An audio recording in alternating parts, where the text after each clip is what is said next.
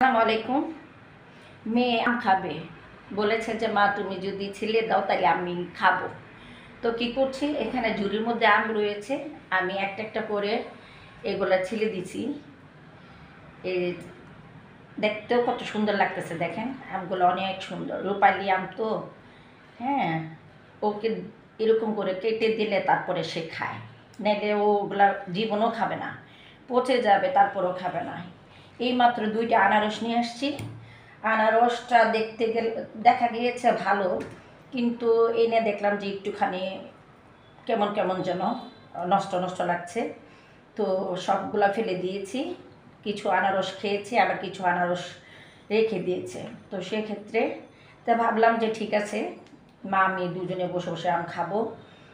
আর ওকেও, ও যেহেতু খেতে চায় না, নিজে ছেলে খাবে না, আর আমিও দিচ্ছি। আমি নিজেও 4-5টা আম একসাথে খেয়ে ফেলতে পারি, সমস্যা হয় না, আমার ভালো লাগে আম।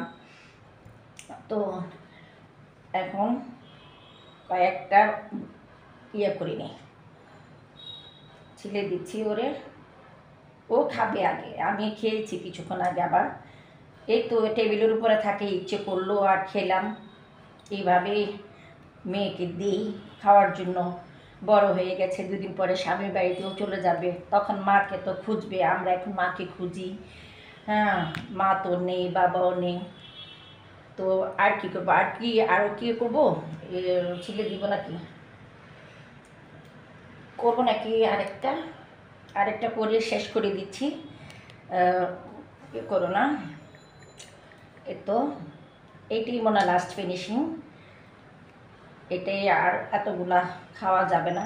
আম খাওয়া শুরু করলে অনেক আম খেতে পারি, বাবা অনেক আম খাওয়াইছি আর খাইছি, মিথ্যা কথা বললে আল্লাহ গুনাহ দিবে। তো সেক্ষেত্রে আমি এগুলো পরিষ্কার করে নিছি। তো আমার আমের ভিডিও করতেছি।